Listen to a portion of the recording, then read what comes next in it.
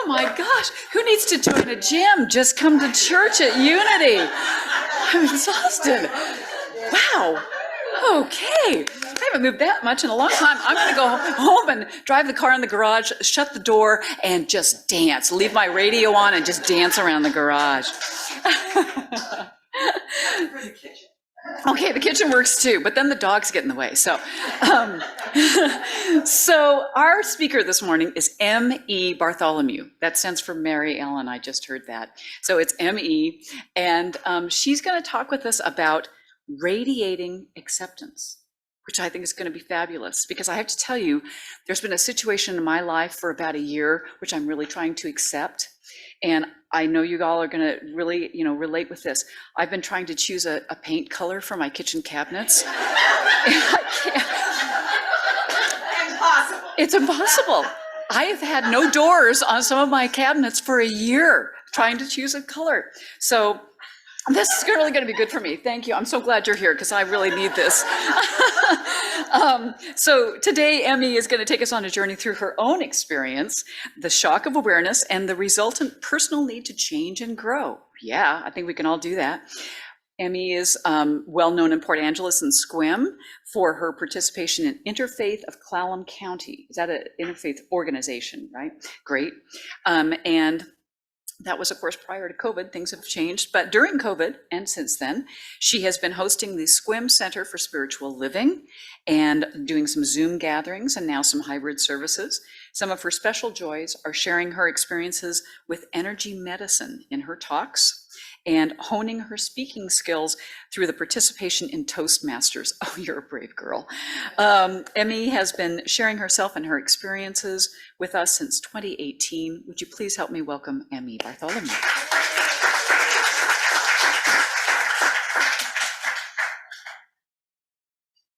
Almost forgot to turn that on. This is one of the joys of my life. And I was listening to Glenn, Reverend Glenn, and everything he said was like, oh, I've got to remember that because that I wanted to refer to it. Well, there were too many. So you guys, being here with you fills my cup. I want you to know that. I love speaking for you. Okay, that said, I also wanted to thank Reverend Glenn for his prayer. Oh, that really set me up when I first read it, and then I got to hear it again, and I really loved his prayer. What I'd like to do is start with a little meditation. And when we're doing this, what we're going to be doing is creating space. One of the wonderful problems of being human is that we tend to fill ourselves up with whatever's going on around us, and there's no space left to call in the Creator or Spirit, or however you want to refer to it. So today what we're going to do is just do a little meditation. So I'd like you to close your eyes, make sure you have both feet flat on the floor. And we're going to just breathe in.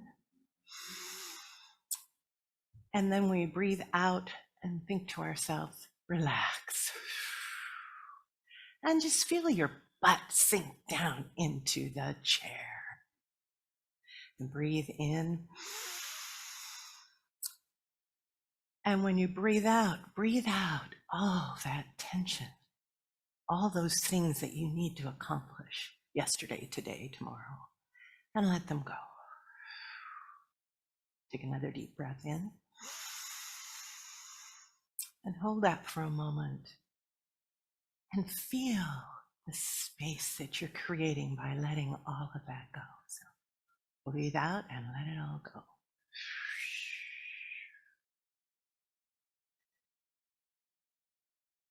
Okay. You can open your eyes. I chose my topic because of something that happened to me in this past year. So we're going to talk about radiating acceptance. But first, I need to talk a little bit about my own personal journey to awareness of the Creator and being a part of the One. I was raised Catholic, baptized, went to First Communion, and then my parents quit, turned it off, stopped for reasons of their own. Of course, being only 7 years old, 8 years old, I had no clue. But I was relieved. I didn't like that guilt message. You know, I would go to confession, because you had to go to confession before you could go to communion, and you had to go to communion to prove you were a good Catholic. And I would go to confession and I would say, oh, well, I lied to my mother 5 times and I hit my brother. I would make up this list of things because I had to have something to say, and I didn't know. You know, I didn't keep track. Do you keep track? No. So I was happy to stop going to church. Unfortunately, that was the end of any kind of spiritual message that I ever received. And I became an agnostic. Throughout my entire raising of my kids, they had no spiritual direction whatsoever, except for what they learned themselves. And they came to be very spiritual people, just not religious. Then I divorced my husband, met Dwight. Dwight was very involved in AA. The big book was his Bible. He read daily from A Course in Miracles. He had done his own searching. He did his work. When I started living with him, we started doing daily readings. Well, I didn't even want to say the word God. You know, I had to allow that there might be a different possibility than what I had brought to this relationship, which was not much in the way of spiritual belief. So over the years, I came to say God more easily. I became more in tune with my inner spiritual self. Then he introduced me to the Center for Spiritual Living. He had some friends from when he was living in California down in the desert. They had moved to California and became leaders of the church. So these were people he knew. We got an invite when she received her doctorate in Center for Spiritual Living, basically science of mind. And we went to it. I walked into that church and I thought, oh, the energy here is really great. And they sang and they did wonderful things and everyone was so loving and supportive. I wanted that. So I said to someone while I was there, God, I wish there was a church like this where we are. And they said, well, there's one in Sequim. I said, you're kidding. I've never even heard of it. Well, I think not many people have. It's not really out there, you know. They have an ad in the paper occasionally, and, you know, it's not really well known. So I started going there. I loved it. And so I started taking some classes. I took a class called Practical Mysticism. What does that mean, even? You know, I was so curious, I had to take the class. Well, one of the books we studied from was Joel Goldsmith's, what do you call it? The Foundation of Mysticism. Well, he had a following. I can't remember what he called his beliefs, but he had a following. And what this book is a collection of the talks that he gave to his followers. So one day I'm reading in it, and it comes to where he's saying to his followers, before you go out of the house every morning, fill yourself up with God. And when you do, when you leave your home, it will be available to whoever needs it. The healing power of God will go with you. You don't have to know anything about them. You don't know their names, you don't know what they need, but it's available to them because you have made it available. I had a spiritual awakening. This was my moment. The energy just filled me, and I didn't know what to do with it. I'm going, whoa. And I said to Dwight, my husband, I said, oh, I don't know what to do with this. It feels so strange. It doesn't feel like it's going to go away. What'll I do? And he says, relax. Just sit there and enjoy the feeling, which was hard to do. And believe me, it'll go away and you'll want to get it back and you won't know how. He was right.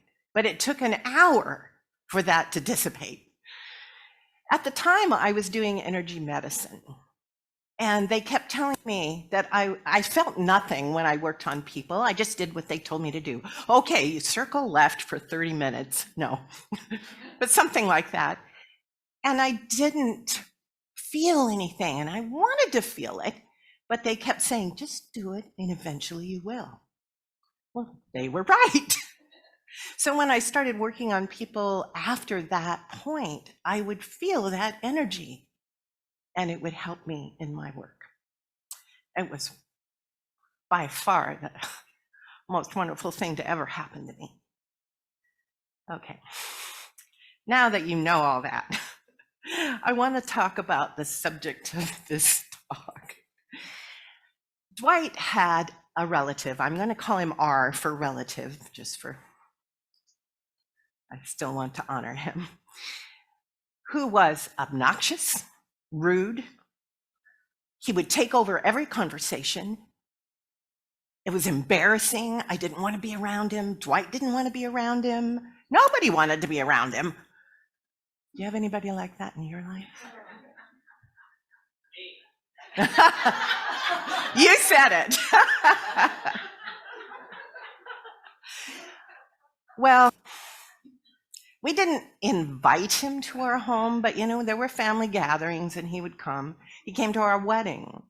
And this is where he really earned my disrespect.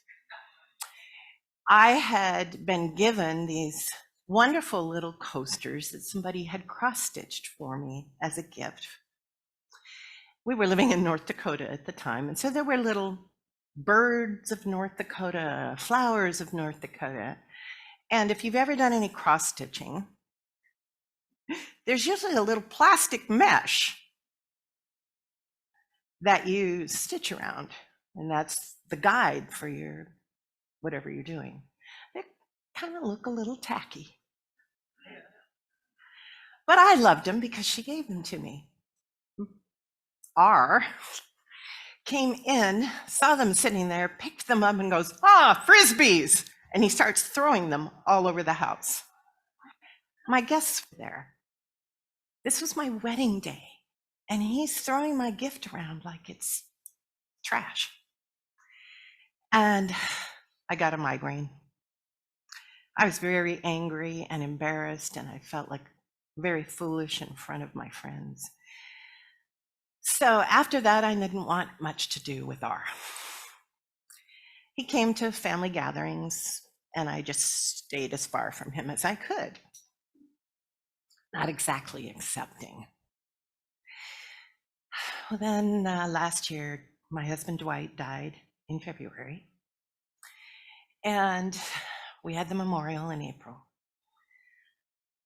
He was there, but he was not doing any of his normal behaviors. I hardly noticed him.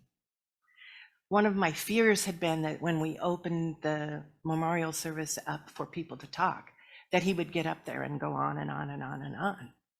He didn't even get up there. So I think that should have been my first clue. It wasn't.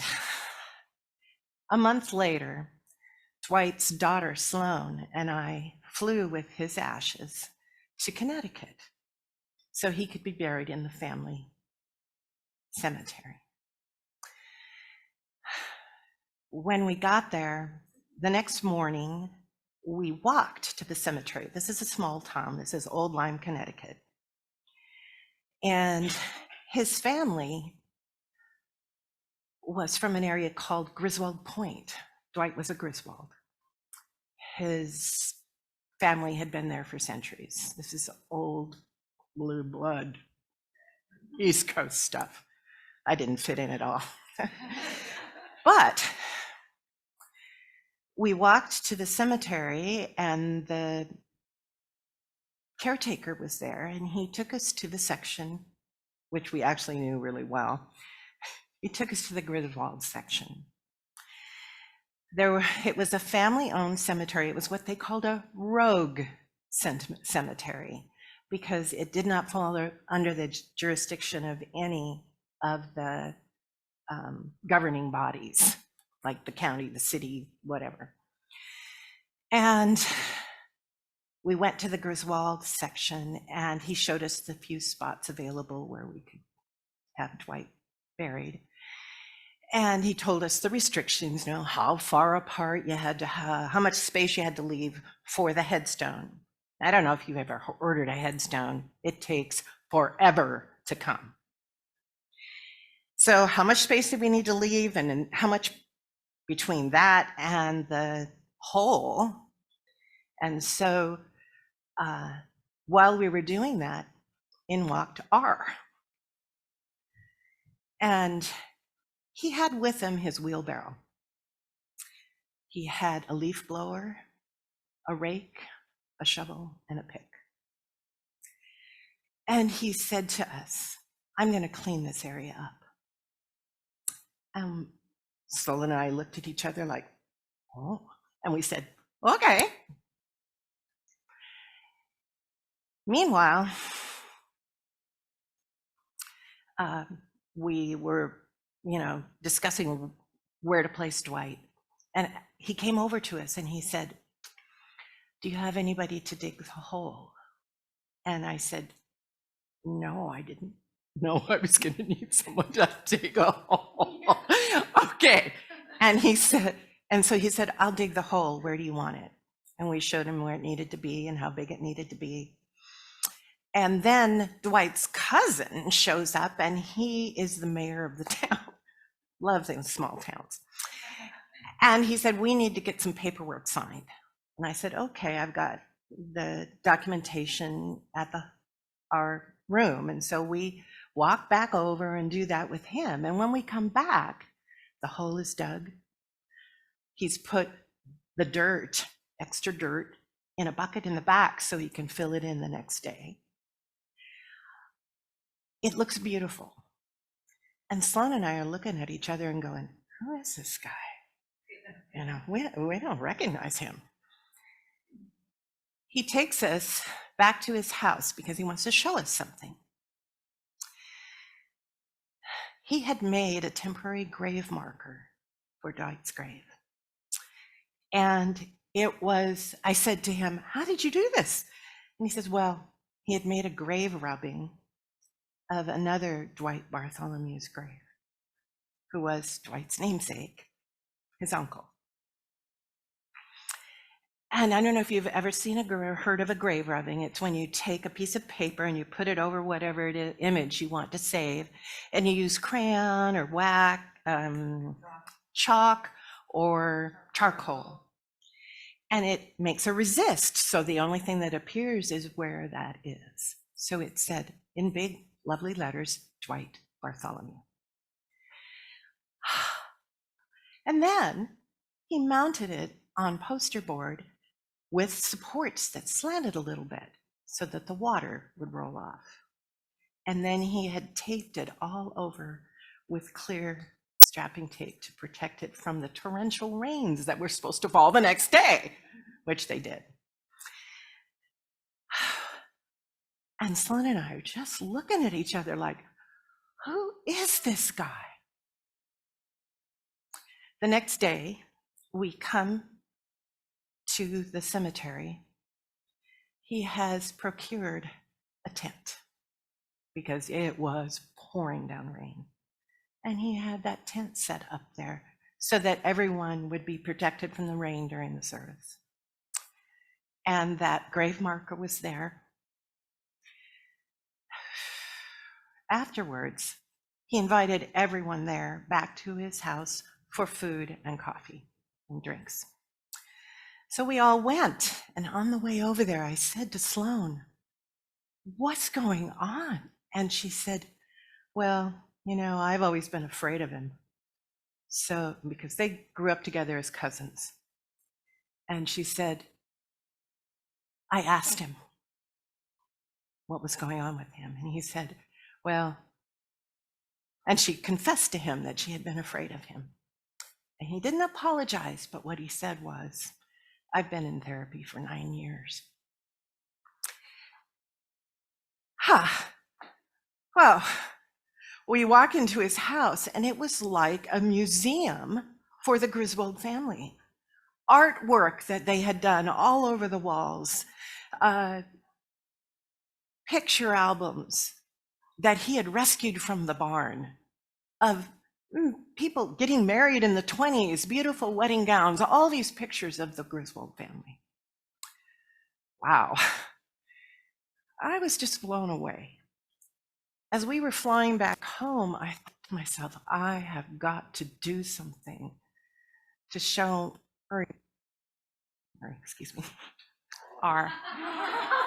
the same respect and support that he showed me. But I couldn't figure out what I should do.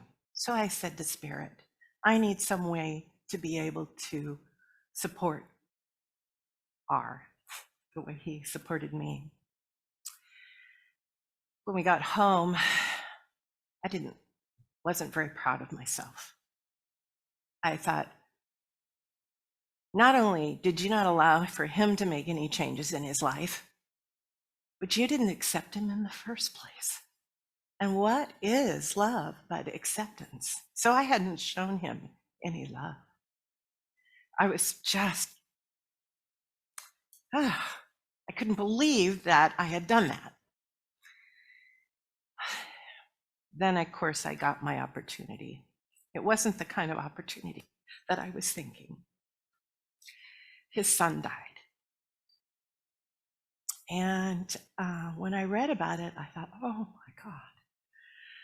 And I called Dwight's daughter, Sloan, and said, she lives in Leavenworth, Washington. And I said, are you going to go to Missoula for the funeral?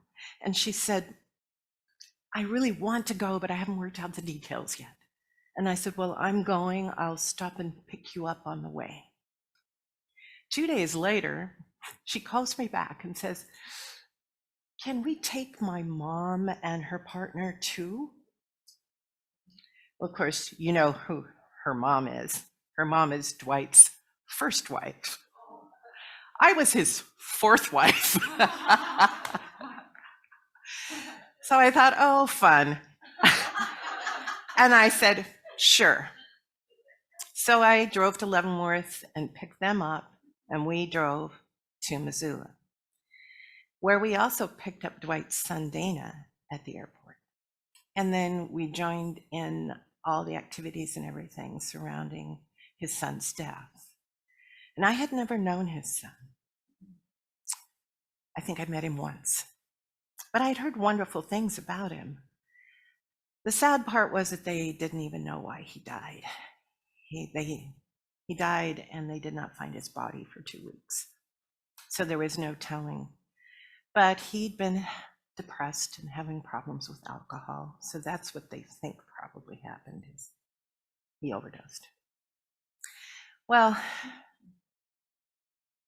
that was my opportunity to support R. But when I came home, I still thought, that's not enough. I need to honor him in some other way. And I haven't thought of any other way but to use him as part of my talk and use that for personal growth. So when I say radiate acceptance, what I'm talking about is that love and joy that we feel from the Creator. Use that to accept everyone, regardless of their faith or their creed or their rudeness or their whatever it is about them that rubs you the wrong way. It's part of the Creator. It's the challenge that you get as a human being in having this spiritual experience. You need to let that in. Let them exist as they are. And the act of not accepting them, you're setting standards for them. You're setting unachievable goals for them. It's not your business. It's not my business. And so the only thing I can do is send them love and acceptance. So what we're going to do right now is watch a video. This video is a song. It's performed by a group called Home Free, and they are a cappella singers. And everything is done with their voices and with their bodies. They've also included their fans in this video. So I would like you to watch this video with that feeling that this is about acceptance, okay? The song is called Everybody Walk in This Land.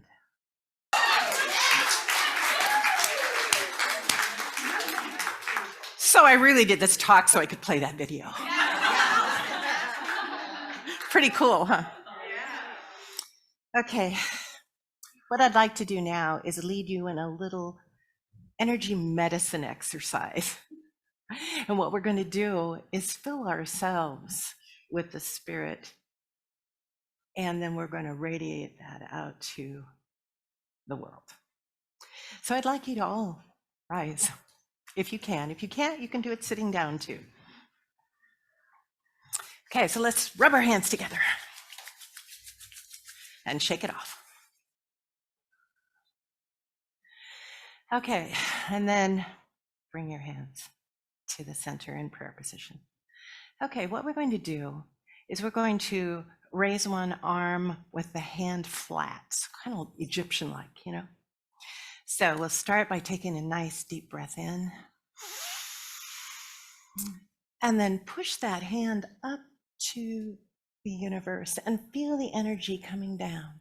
And then push your other hand down and feel the energy coming up from the earth. Blow out your breath and bring them back to center. So the other side, breathe in, push that hand up, feel that energy coming down. Look down and feel that energy coming up. And then release the breath and come back to center. Okay, let's do it again. So feel that energy coming in. Look down and feel it coming up. And then back to center. And then let's do it one more time, shall we? Where were we? The other side? The other side. That's one thing about doing these talks is I always forget where I am.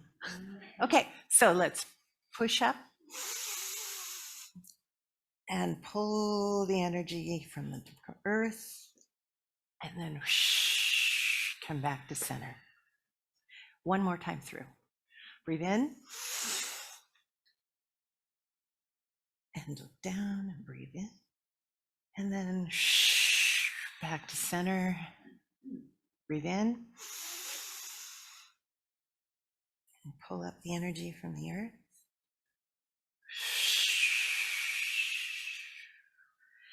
Okay, now we're full of energy. We're full of the love that comes from the universe, from God, from spirit, whatever you want to call it.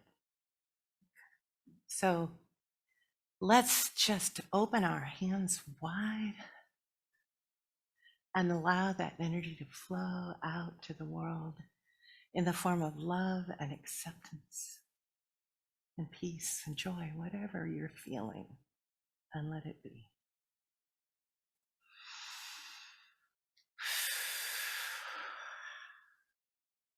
And now bring your hands back to your heart chakra. So anything that's left is for you. Okay. All right, that is an energy. You can go ahead and sit. That is an energy exercise that Donna Eden teaches, and was the energy medicine that I did. She calls it connecting heaven and earth, which I love. It's actually a Qigong exercise, been around for centuries. But she co-opted it because that's what she does. She takes whatever works and uses it, and usually renames it to something that she sees, which is that we were connecting the heaven energy and the earth energy and then sending it out. Okay.